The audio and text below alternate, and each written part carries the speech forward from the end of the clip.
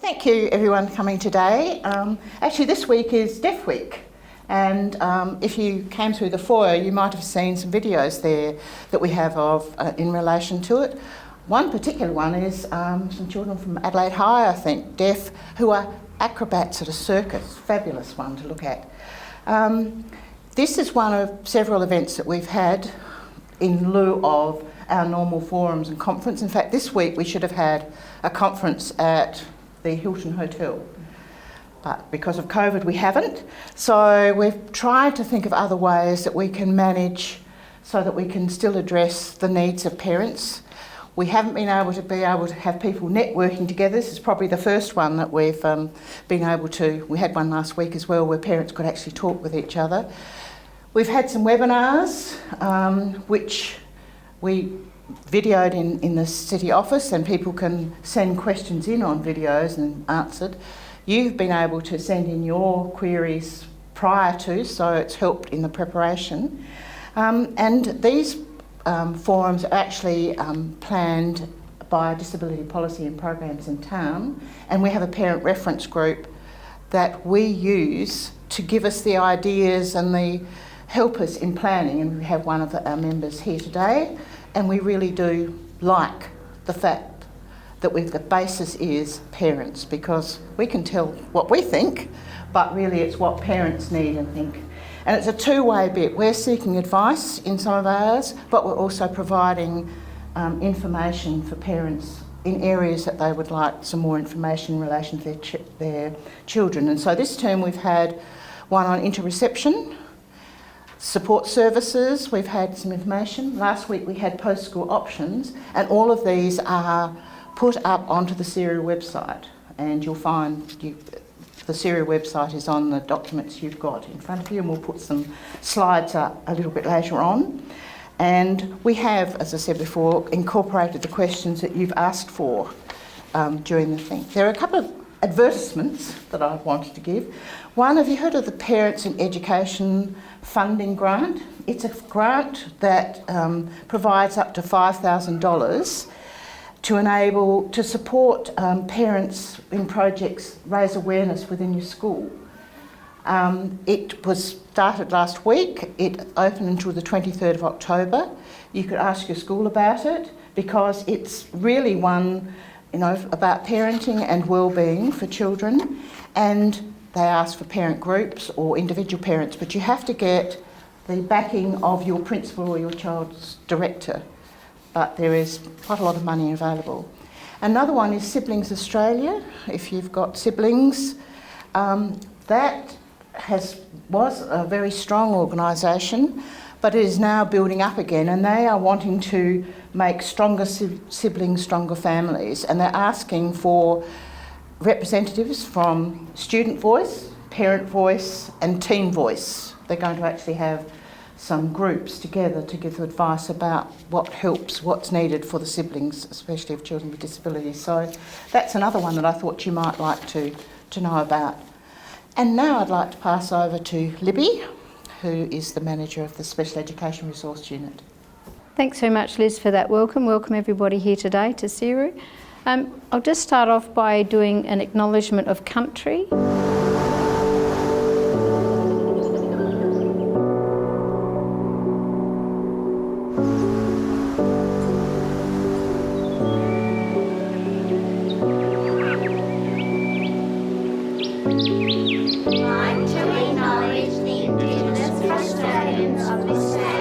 In terms of incorporating the acknowledgement to country, it was a really important way for us to show our respect to Aboriginal and Torres Strait Islander people. The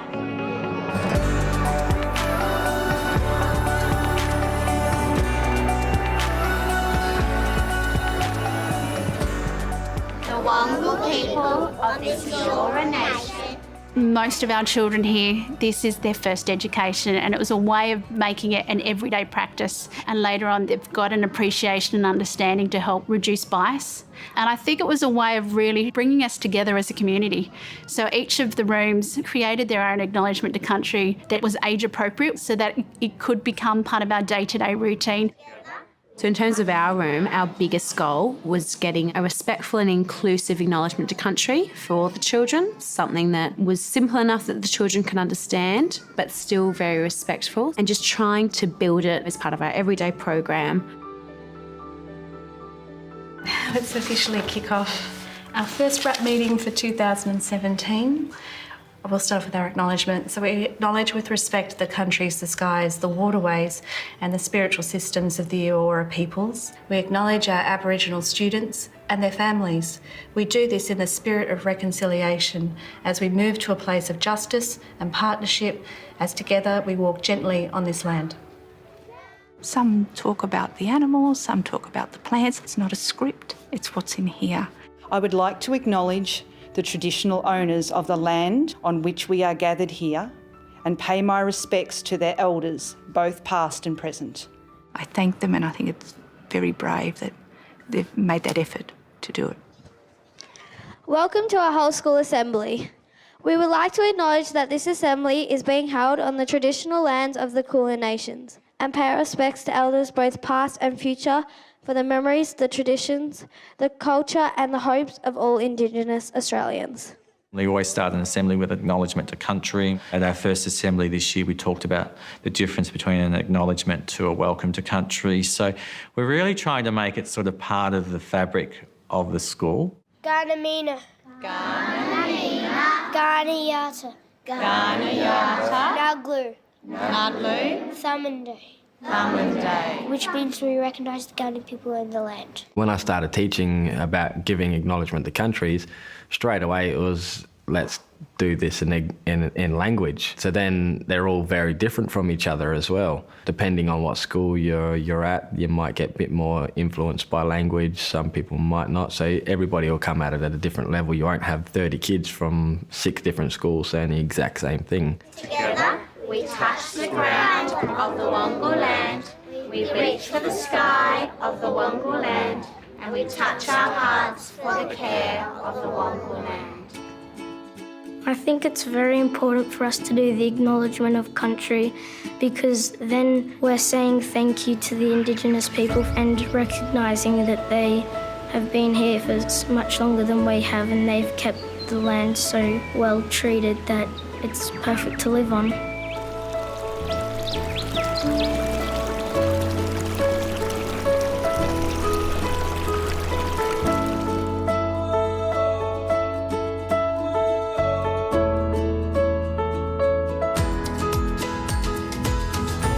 Okay, so I think that's really a lovely way to welcome us here today because one of the things that we're talking about is in our schools we want to build an environment that is inclusive of everybody, that everybody feels as though they belong. And just some of that thing of getting all the students to participate in it, we've got the music, we've got that kind of thinking about it. Hopefully what it means is if I was an Aboriginal child in the school, I'd feel very much a part of it. So what we want to be able to do is have setups in our schools that make sense for all students and we want them to feel part of it. So what I'm going to do today is just start off with your child, okay? So if you're thinking about your particular young person that you may have concerns or maybe you've got 2 or 3 children, if we start off with that kind of idea of what are their skills and abilities? So what can your child do really, really well? What are some of their attributes that, you know, are unique to them? So some of their strengths, their interests and their experiences, because in terms of their social skills it's going to be a combination of a whole variety of factors. So yeah, so if you just think about, you know, your child's skills, and I don't know, some people might have more than one child and children are different. Boys are different to girls. The oldest child in the family, I don't know how oldest children ever survive because parents are actually cutting their teeth on their first child. By the time they've had number 2, they're probably a bit more skilled or chilled or whatever it is. But certainly all of those things are important that make up your child. So it's a small group today, but what I'm going to do is I thought I'd just run through just some of background information. So what do I mean about social skills? And I guess part of it is there a developmental sequence for social skills? And if we have a child that has got some learning delays, or some disabilities, chances are their social skills are going to be impacted. So if we understand the child, where they're at in terms of their skills, what is it that we can be doing next? So certainly it is a developmental sequence. One of the things that we need to remember is that behaviour is communication. The behaviour is telling us something. Our role is to try and understand, so both as teachers and as parents, what's behind the behaviour. If we can solve what the child's trying to communicate, maybe that's part of our way of working out how we can move forward. So most importantly then, how do we support your child to develop the social skills they need? So our developmental sequence can give us a bit of an idea about what it is that we're going to start with. And the last part will be just to look at some of the resources that we have here at SERU. And as Liz mentioned earlier, some of our resources are for teachers, some are for parents, but you can borrow most of what is here in the collection. So we can have a look at just what some of those things are there. So when we talk, just going on a bit more about social skills, so to a certain extent it can be innate, so your child is born with it. And we talk about that sometimes in terms of another word that we often use is temperament. So some children can be born very placid and calm, and others are children that could be really colicky and don't sleep, and there's a whole lot of issues in relation to their temperament. So basically we've got the child born with some skills in terms of temperament, but also the other skills are things in terms of what they learn along the way. So generally it follows a developmental sequence, and I guess part of what we want to do is we can teach social skills. And so that's really what we want to be able to look at in terms of that. Parents, of course, play a critical role in that. You're their child's first teachers. You're the one that has the closest relationship with them. You're the one that spends the most time with them. So hopefully by giving you some skills and understanding, then we can look at how you can promote those in your in your child's life. So a socially competent person is what we're ultimately wanting young people to be, and that means that you can behave differently in different situations. So what we want students to be able to do, children to be able to do, is know how to behave. And if you reflect on your own children, do they behave the same way with their grandparents as they do with you? And sometimes what you'll find is grandparents can get lots of positive behaviours out of a child. They don't have the child for that longer period of time, and they can send them home when they're finished playing with them.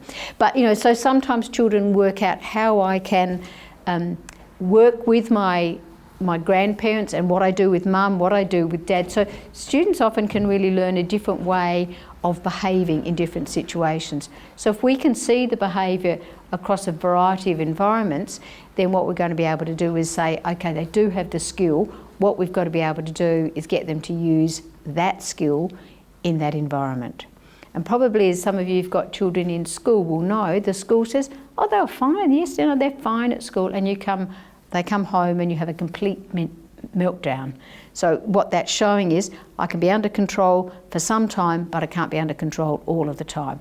So I let my hair down when I get home because I've been behaving all day at school. Now that's very positive for the teacher and for you in one side, but not when you're getting a meltdown at home in the evenings, because that's when you're tired and there's other things to do. But so how do we manage some of those situations? But if we just look at when we talk about the notion of play as being developmental, this is just a diagram just looking at the fact that the very earliest part of play, the very first thing you develop is as a young baby, it's that interaction with the parent one-on-one. So you've got that eye gaze, you've got the smiling at each other. So play in that particular setting is really controlled by the adult and the child. So you play peekaboo, the baby responds, you go on and play more peekaboo. So the play in that very early stage is actually controlled by the parent. We then move on to the different kind of stages of play, where there's some beginning of that interaction. So you do something, the child does something. We then move into the third stage, which is really about the the adult will structure the play situation, and that's helping to develop the skills. So you might be doing a cup of tea with the dolly or with a teddy bear, putting the teddy bear to bed. So the adult is directing, and then the child starts copying that level of play. The next level that we talk about might be there's another child involved, so we've got what we call, sometimes we call it parallel play, so the child is playing in the same space as another child. There may or may not be any interactions between the children.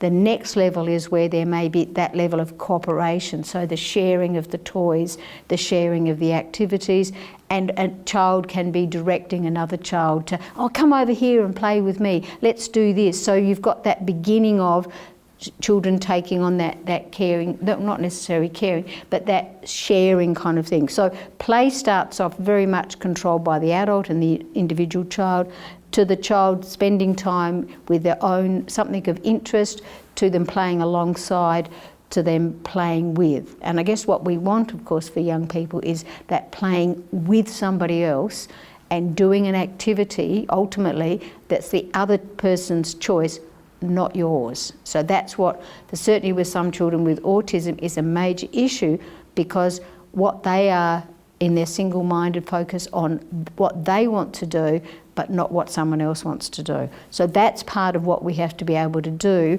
in looking in terms of the thinking skills that go behind the play. So as I said, play is developmental and it can be taught, and what we've got to be able to do is look at some of those ways that we can improve play. So when we talk about some of the things that are involved in play, we've talked about that one-to-one working with peers. So some things, it could be that you create an opportunity for your child to have an activity with another child, and it could be still adult directed. So you might be sitting on the floor playing a game of snakes and ladders, or playing with the train. So there's the adult modelling the play, the child having an opportunity to practice the play, and then hopefully what you can do as the adult is step back and another child or a sibling can move into that space. Sometimes it may be around that notion of a play date, which could be at home or in another environment, which is getting that child, so they may have developed some skills and interests, but how do we take it into a different environment? So just some of the things that parents can do is, and foster that notion of increasing play. Because if we talk about a child in the 4 to 5 year old age range, the most likely person to be their friend is the person that they spend time with. So we have some children that your friend is there as long as the activity is going in the way that I want. As soon as the activity stops, then you're no longer my friend. Until we get to the stage where children seek out a friend to do a particular activity, so they're their friend and they're what we call fair weather cooperation, and then it might be that I can have a friend that I can have a fight with, but they're still my friend. So we've got that in different stages. So sometimes what we might do for children is that very scripted play, your turn, my turn, giving them the verbal language that might be behind the play. So I think one of the things that we really want to have a look at, and we talk about this as the iceberg. What we see is the top, so if this is the ocean here, so what we see is that little bit of the iceberg on top. So people can observe the behaviour, and that's what lots of people judge the behaviour in relation to. But what we need to understand is underneath that behaviour is the rest of what we call the iceberg, and that involves things such as, the child is really, they've got poor social skills, so that's one of the things that's influencing them. Or they've got this feeling that the need to belong. I want to be like everybody else, and that's what I'm trying to do. I may not be succeeding in it, but that's the motivation that's behind what it is that I'm doing. So it could be in relation to the need to be connected. It could be because they're scared or they're afraid. It could be, this is the best skills that I've got. It's at my developmental level. So this model is really trying to say that what you as the parent or what you as the teacher might see, there's a whole lot of things that are actually behind it. And if we can understand what's driving the behaviour, it may be that gives us a real in terms of how we can start changing things. So when we talk about things, and I know some of you mentioned about anxiety, so if we've got some children that are really anxious, it's their anxiety that's getting behind it. If I do that, then somebody's going to think I'm silly and I'm not going to do it. So what we've got is the child is in a frightened state and won't try anything because they think everybody is looking at them or everybody is going to be doing something about it. So we do need to understand what's underneath the behaviour or behind the behaviour to help us in terms of working out the development. So just summarising that, so behaviour has a purpose, and what we've got to be able to do, and behaviour is communication. We've got to be able to work out what is being communicated. What is the child trying to tell me? Now, often as parents, you can pick up, in a young child, that cry is about I'm hungry, or that cry is about I'm tired, or that cry is about I've got absolutely no idea. But we as we get familiar with the child, we're able to kind of get to understand their behaviour. So what we would do is if the child has started crying and you pick up that it's hungry, then you start putting the language in. Oh, you're hungry, would you like some food? And we then build up that connection. So ultimately the child can say, nana or apple, whatever it is, because they're able, or if they're not got the language, go to the fridge and point to the fridge. So you're starting to give them a way of communicating whatever's inside them in relation to what they want. So behaviour has a purpose, it is a form of communication, and our issue is to try and work out what's behind it. And helping them, is there a better way to communicate that need? Can they use their words? Can they use some signing? Can they use some other way of doing that? So we need to be able to then look at the child's language skills, and that's why language can be so important, because then I've got another way of how I can express what it is that I want to be able to do. So we want children to develop language skills to give us some understanding, because sometimes as parents and as teachers we can't work out what's actually going on. So if we can have something that is a shared interest, that both people want to be involved in. So with young children, we're often looking at, okay, what's something of interest to children, and if it's a toy or if it's a train set, how do we get them to spend time sharing whatever it is that's of their interest? So when I mentioned at the beginning some of your child's interests, that's always often a really good way of getting into what motivates them in terms of what it is they want to be able to do.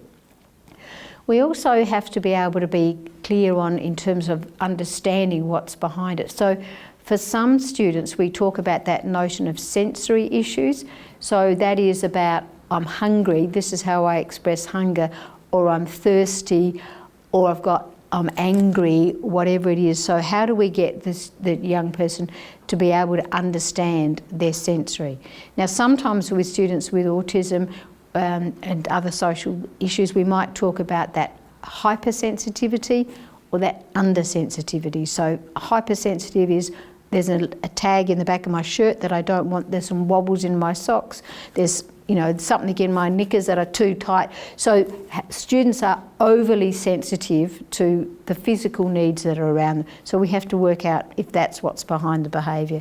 We also have some students who are so at the extent that they don't understand their own sensory issues, and they can fall over and have a big scrape on their knee and they don't even cry that they're hurt. So some are undersensitive and some are oversensitive. The other thing that we need to talk about is that theory of mind. So I understand kind of what's going on in my own body and my own mind, but I also understand what's happening for someone else. So if I get hit and I don't like it, I can tell somebody that, but I need to understand that if I hit somebody else, that's going to cause some issues to them. Because some students, we need to teach them how to literally step inside someone else's shoes in relation to that. So, when we talk about some of the building blocks of behaviour, there's a lot of research that would suggest that, children don't often decide first thing in the morning when they get up is, I'm going to really annoy mum and dad today. That is my sole intention. Or I'm going to upset my teacher. And all of my activities for the day are around that particular thing. Not many children have that as their thought processes. That might be what it seems like on the adult, but if we go back to that other slide, we need to be able to understand what's behind the behaviour. Is it lack of skills? I don't know what else to do. Is it because I'm feeling so anxious I don't know what to do? Is it because I've got a stomach ache I don't know what to do? So it's really about trying to understand what's going on behind the child, because if we can get into what's behind it, as I said before, then we can certainly hopefully move on in terms of understanding it. So some of the building blocks in terms of behaviour, because we've talked about social skills as having different levels, and so we need to talk about the fact that we're talking about that some of the skills that we need to have is that attention and concentration. So what's actually going on? Can I attend to this particular task? So if I need to engage with it, then I need, what is my attention and concentration skills? And as we know, attention and concentration changes with development. What's my language skills? So what can I sense? What's my understanding? What can I express? What are my play skills? Do I know actually how to share an item? Do I know how to ask another child for an item? Do I have that ability to kind of set up imaginative play? What about that self-regulation? Can I control what it is that I want now? And when someone says you can have that in 2 minutes, do I actually understand what I mean by 2 minutes, and can I hang on to that, what I want, long enough? What we see for some children who've got really poor concentration and attention, you ask for something, you don't get it now. In 30 seconds time, you've forgotten anyway what you asked. So you don't have that concentration and attention. So it's probably a good thing that, if I ask for something and the answer is no, and you give them a time frame, and then they ask for it again, then at least they've understood and remembered what it is that they wanted. So certainly the self-regulation is an important part of that, and that executive functioning, which is thinking about what I'm doing and doing that planning, and then I've got that planning in sequence. So this is how I'm going to organise what's going on in relation to it. So we talk about that notion of having social attention, so I'm watching what's going on around me. I can interpret what's happening around me and what's going on. I can make some decisions around what I'm going to do about it, and then I can work out how I'm going to respond. So if we talk about a developmental sequence, we can see, where are children up to. Now, some of this is related to age, so some of it could be for some children with significant developmental delay. They're not going to be at the same level as other children because their social and emotional development is sometimes as delayed as their language skills or their thinking skills. So what we need to be able to do is just have a look at where is the child, what's their play telling us, is it something related to their language, is it something related to their social skills, or is it something related to their thinking about the social skills. So as I said, all of those are the different areas that we need to look at. So if I go back to some of the questions that people asked, I tried to put them into some overall sort of categories. So is it around the lack of a skill? Is that what the child doesn't have? So do I need to teach them conversational skills? So that could be right down to the fact that I need to say, to have conversational skills, I need to ask you a question or listen to something that you're saying and respond. So to have the conversational skills, I also need to make sure that I'm standing close enough to you.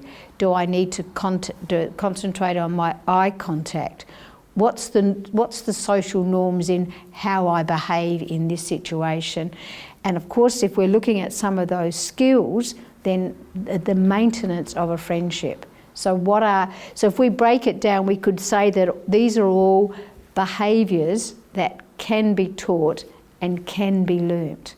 So a lot of social difficulties come because of lack of skills. We also have that notion of emotions can be the issue, so we need to look at how do we understand and identify our own emotions. How do we manage our emotions? What do we do about our sensory overload? And then how do we deal with anxiety? So we can look at some of that in relation to emotions. Some of the other questions were around What about conflict? So how do I solve a problem that my child's having, or how do I help my child to solve a problem that they're having with somebody else? So poor social skills often relate to a conflict and may end in conflict. So if I've got poor skills, then often it's about I don't know how to solve what the issues were. What do I do if there's a difference of opinion? So I've got two kids who are telling me something that's happened, but the stories vary, or I'm the parent and I've witnessed something or seen something, and I'm talking to my young person around it, and of course they say it wasn't me. I had nothing to do with it. It was them, whatever it is. So how do you as a parent deal with the fact that you're saying something and that doesn't agree with what your child is saying? It wasn't me, I didn't do it, no, I didn't eat that biscuit, I didn't. So how do we look at that difference of opinion? So most of the questions were related around those particular topics. So, and then some of the next question was, well, how do I help my child, and what are some of the things that schools can do? So my plan was to go through some of those and look at the skills and the emotions and how we would go about that. Has anyone got any particular questions that? Yeah.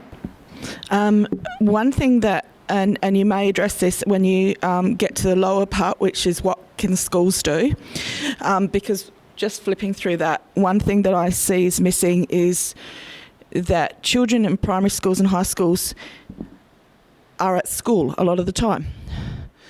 We can influence them while they're at home, but if you've got poor role modelling at school, at the very least, that's certainly going to take its toll. So I'm really interested to hear what can schools do and what happens when they don't do that and who holds them into account. I think we will come to a lot of that. So certainly one of the things is that schools are social places. All schools should have a behaviour code, and so that's about what are the preferred behaviours and what are some of the behaviours of concern, and then you should have a whole school plan around how you develop the social skills of the young person or the group of students, and then how do you reinforce the positive behaviours and what are the consequences for the inappropriate behaviours. So that's in theory kind of how it should happen, and if we look at the Australian curriculum, there is a whole section on that which is on personal skills and abilities, and all schools need to be addressing that. So that's the theory. I'll just go through some of the things and we can come back to that one and have a look at what you can do when it's not working. And I agree, your children are at school for 5 hours a day and you have them the 19 hours a day. Hopefully they're asleep for some of that, but yeah. And the influence of peers is increasing as a child gets older, is something that is of major significance because it's the peer interactions that we're hoping to build to. So certainly when we talk about, if we want to look at teaching the skills, and I've said that most schools are teachable, so what is it that we actually want the child to be able to do? So what's the skill that they are having difficulty with? And then if we look at their developmental level, how can we backtrack that to actually make sure that we teach it well? So some of the ways that we can teach it is by modelling it, showing them what how to do it, giving them the opportunity to practice it, and you can do that in a home setting by playing a game or some other activity, and we would expect classroom teachers to certainly be doing this. If in our classroom we respect property and we share items, what does sharing look like? How do we teach sharing as an actual skill? How do we teach cooperative play as opposed to confrontational play? So we would be expecting teachers to be practicing that in the classroom, defining it explicitly, and then giving them the opportunity to practice it. So in terms of it, we define the skill, we model what it might look like, we give the person an opportunity to practice it, and most importantly, we would provide the feedback. I really like the way that you waited for your turn. I really like the way that you shared your paints with somebody else. I really like the way that you listen to what somebody else's point of view was. So we would be very specific, rather than well done, good boy, good girl, we need to be very specific around the feedback that we're providing, and it's related to the skill that we're wanting to teach. Once we've taught a particular skill, we need to then be able to provide an opportunity to practice that skill in a different environment. So that's where we hope, if we've got the behaviour taught in the classroom, then it can go across and be used in the yard. So that's what, again, we'd come back to that notion that we want that whole of school approach, that everybody knows what's happening in relation to that.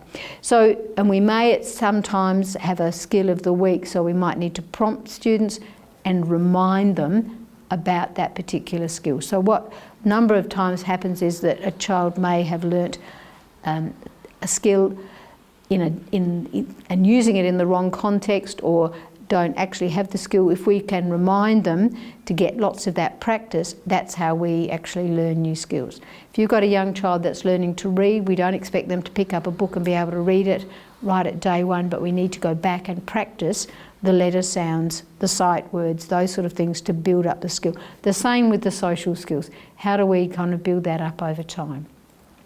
So some of the people that can be involved, and it would depend on your child. If there is some difficulties with social skills, first person to always talk to would be the class teacher or the kindy teacher about how are they at school. Are they seeing the same behaviours at school that you're seeing at home? What's happening in the yard? Is there issues there? How's your child getting on in relation to playing with other students in the yard? So if we've got some issues with the child's skills, talking to the teacher, what else can be going on? Are there support services people involved? Is there a behaviour coach? Is there a school counsellor? Is there someone else in the school that may be able to be involved? Because a number of schools will offer social skills groups, and they might have targeted a group of young people to look at how to develop that. It could be in the one plan. It may be that you've got a therapist or someone from NDIS that's involved in with your child. What are they teaching them in relation to social skills? How do we get that to transfer from whatever's happening outside of school to in school? So we'd need to develop a plan, look at who's doing what, and then review how that's going. Has anyone else used any other strategies that have helped with their social skills? Siblings, sometimes older siblings can be more patient in terms of playing a game, telling you around kind of what else has been happening. So that's another kind of avenue to look at. As I said, older brothers and sisters can sometimes be very helpful. Sometimes they can maybe less than helpful. And sometimes playing with a younger child, where what you want your child to do to practice the skills with a younger child that might be more compliant and is happy to be directed, but what you could be doing is developing the skills of the child that you've got some concerns with. So certainly what we need to be able to do is have a look at, have we defined the skill, have we taught it, have we provided that opportunity for transfer, and if it didn't work, let's go back to the drawing board and see whether we can come up with some other plans. When we talked about behaviours, one of the things that we talked about was that whole understanding of the emotions and how I feel, and until we can get understanding for children around some of this work, then we might be in getting into difficulty. So if I'm the young person and I don't understand my own body and my own feelings, then I'm not going to be able to express them due to that lack of understanding. So do I understand if I'm hungry, mad, angry, sad? What am I feeling? So inside myself, but also what's the name of that feeling? Most kids can tell you that they're angry or sad or happy, but some children can't go beyond that. So we need to really look at that that expression of the feelings, understanding how I got to that particular feeling, looking at how does that feel for myself and what does it look like in somebody else.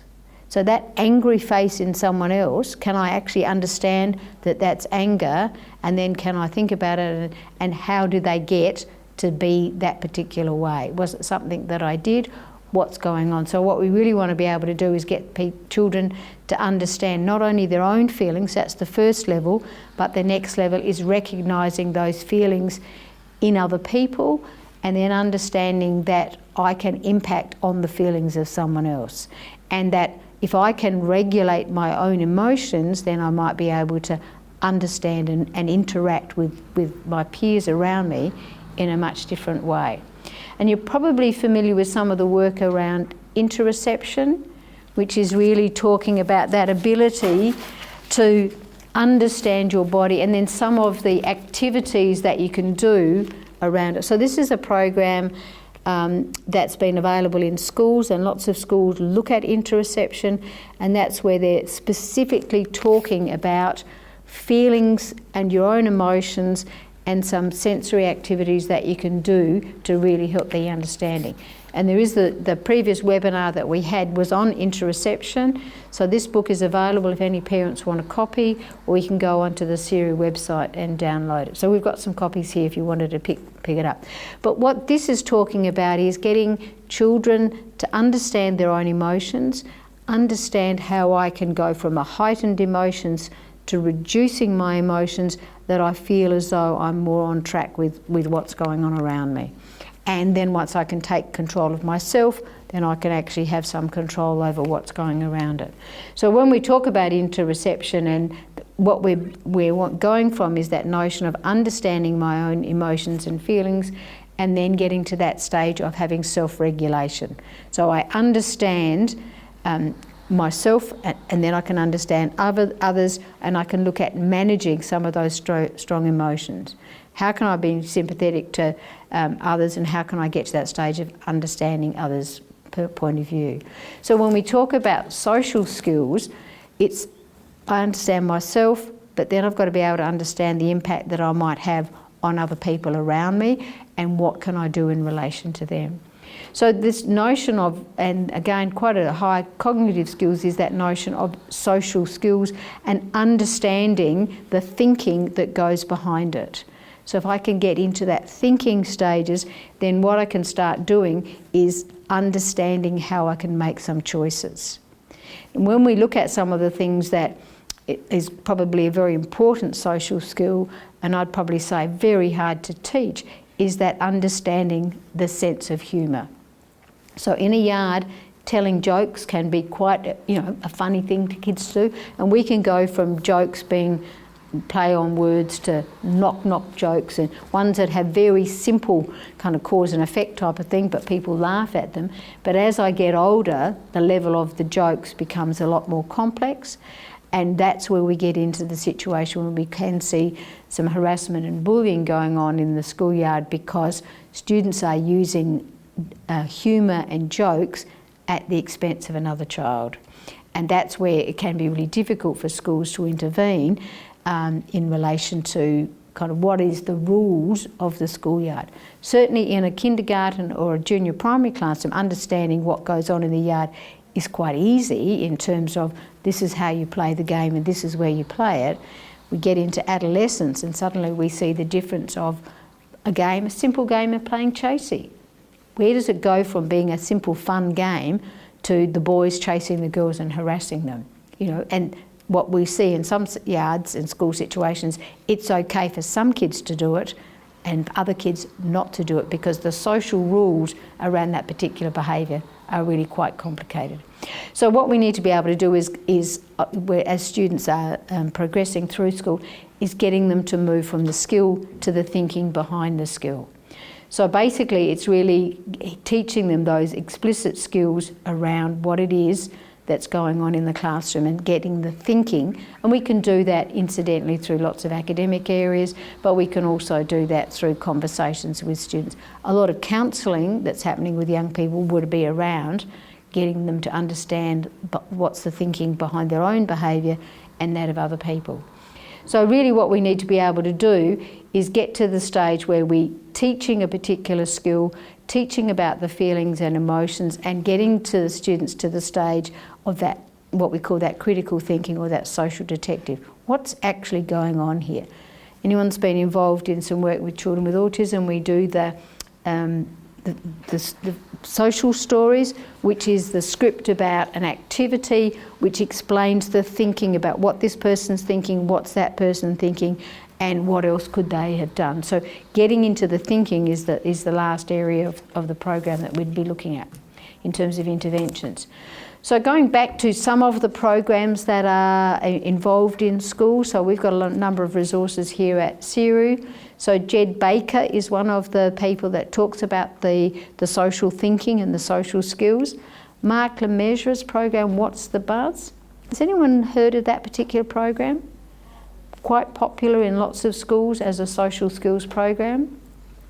We talk about another one which is the 5-point scale, and often that's used in terms of with the 5-point scale, we would get the young person to be able to identify where their feelings are, and if we're in the middle of that, which is about 3, if I want to help a student, we want to, maybe if they go getting a little bit angry, can we get them to understand their anger, and then how do we get them to lower their anger? What are some of the strategies that we can put in place? So ideally, when a child's at step 5 or point 5, that means they're about ready to blow. That is not a good time to intervene and to talk about what's going on, because we just got to manage the situation. So if we can work out with the young person, and that's what the 5-point scale would be, getting you to understand your feelings and getting you to think about what it is that's happening, teachers identifying things that are escalating a bit, I now need to intervene and lower things down. So the 5-point scale is one that's often used in the classroom.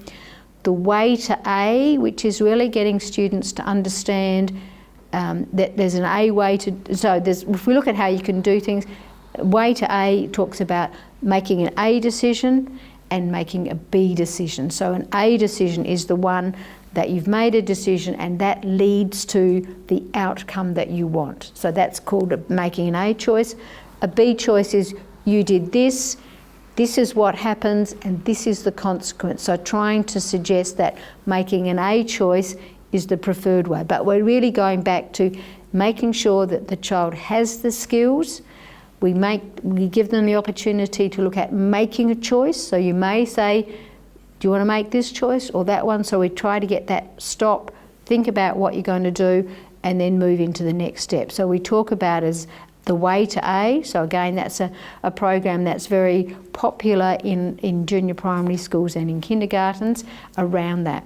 We talk about POWERS, so that's an early years teaching roles, and often using puppets as a way of getting kids to act out. This is what this puppet's doing, this is what that one's doing.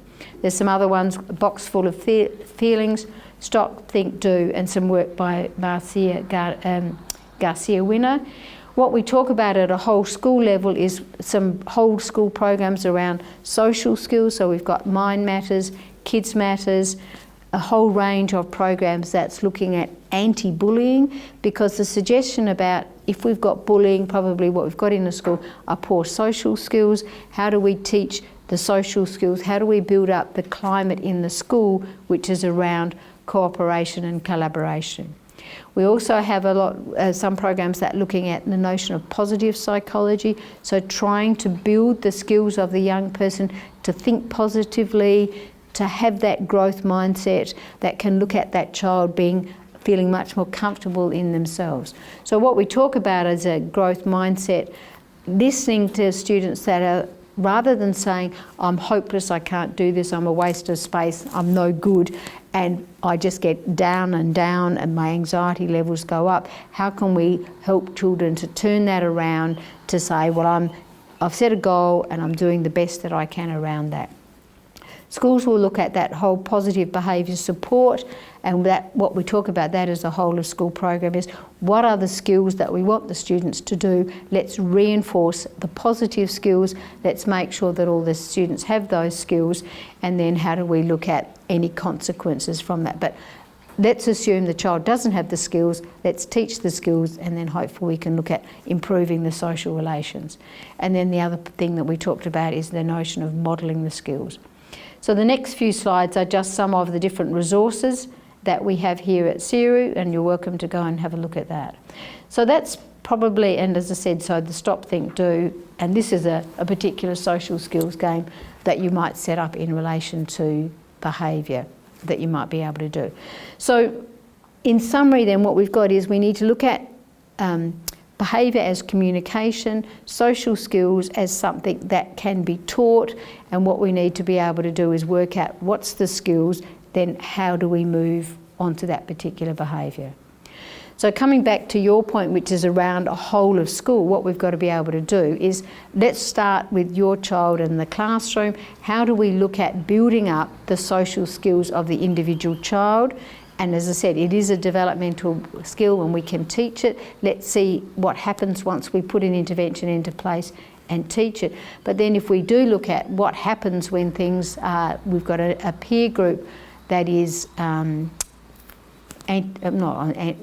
group is not the peer group that we want for our young person. How do we alter some of that? And again, that might come back to looking at some individual counselling for some of the older students about making some different choices, looking at schools' behaviour management policy and discipline policy in relation to altering what's happening in that area. So that's, as I said, it is, hopefully that's covered most of your questions and looked at what it is that we might be wanting to do with a young person. So hopefully what we can do is look at, if you've got a problem, let's go back and analyse what's going on, and let's see if we can set up a goal, a smarter goal around that, and then specifically teach the skill, and does that actually improve things? And we would need to work in consultation with the other people, either within your family setting or within the school setting, so that everyone is looking at them working together to improve the outcomes. Okay? Any questions? You mentioned the one plan. Yep. I even went to prior when it was in the beginning stages, yep. and it seemed like a fantastic tool. Yep. My experience is it's a piece of paper. Yep. That gets ignored. Okay. Now, with kids with additional needs, I mean, a one plan is, I believe, for all children, but with kids with additional needs who struggle in the areas that you've talked about, they need the one plan more than ever.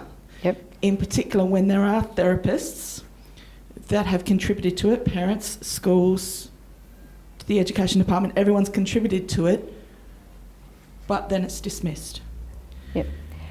When I talked about role modelling, I didn't talk about game playing. I'm talking about if you teach a student that aggression isn't the way, and then the teacher is aggressive, yep. That's counteractive, at the very least, if yep. not yep. abusive. So. Yeah, so I guess certainly when we've got a one plan, what we're talking about is an agreement between parents and teachers and support people around this is the goal that we're going to work towards, and we want everybody on board with that. And I guess if the one plan isn't being followed, then we've got some steps to take in terms of going back to the school and having a meeting, this isn't working, and then having a look at an in-depth problem solving about what else can we do to ensure that this we are implementing the plan as we've talked about it.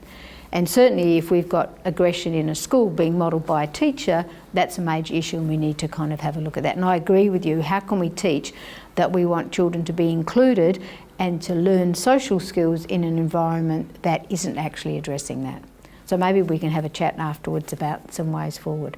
But hopefully your experiences of the one plan is that it is implementing some of the things that you want. Your role as a parent, if you've got a one plan, if you don't have a one plan and you think your young person needs a one plan, is to talk to the school about how do we develop a one plan for my young person, my young child. And the second part about that is that things aren't working. It means the goals either weren't appropriate, they're too hard, or they're not being implemented. And what we need to do is look at how we can help a school implement the plans, and how do we, and one of the roles that we would have here at SERU, or we've got through support services, is there's a whole range of people that are available to go to schools to help schools set up some of those intervention programs that may be more successful. So hopefully what we're able to do is come and look at it from all sorts of different angles. An individual, a case conference, a support services intervention, or if we have to go further, looking at our department procedures. Thank you, Libby. We may not have addressed everything that you want to know today because a lot of it is to do with how we are set up, but what we want to be able to do is to listen and hear what your questions, specific questions are. Some of it we could do by following up today. I'm going to put an advertisement because it's up there, and then I'll continue on to the next bit. We are doing a workshop next term, but this won't not be videoed. It's on children's sexual behaviours, and it's for the department has a document about guidelines that is being reviewed, and what the department want is advice from parents about what is needed in this sort of document. So it is going to be a workshop here at SERU, and people can register online with Claire Kelly is the senior advisor, and it's on the event arc on the SERU website. So that is something that is new, progressive, and really wants parent input. Next term, we're also going to have another webinar. There are a lot of topics being bandied around. Behaviour policy is one. OT, we haven't decided on the final what's going to happen, but that will be advertised. And the other advertisement is we've got the parent reference group. We'd like new parents on it, more parents on it. And if you are interested, then you can just send to our education mailbag and say, yes, I'd like to, my name is, and I'd like to be on it for a particular reason. If you want to find out what's happened in all our previous conferences and workshops, if you go to that web page, the SERU web page, and go to the quick link to parent forums, you will find all of them, the workshops, the videos, the PowerPoints on a whole range of subjects. If you've got any questions, you send it to the education mailbag. That mailbag, you'll get a response straight away saying thank you for your question, and someone will get back to you. And we look at them, and they can be either sent on to someone more appropriate to answer them. You can ring here at SERU as well if you've got a query to do. And finally, we'd really like some feedback, and there is a Survey Monkey. It was on the reminder that was sent to you, but there, you also have it there. We'd really like some feedback on it. But we'd like to thank you very much for today, and if we haven't dealt with all your queries, please stay back and find out more, or we can direct you to the person who might be able to help you. Yep. So thank you. Let's hope we see you at future ones where we can have everybody together. Thank you.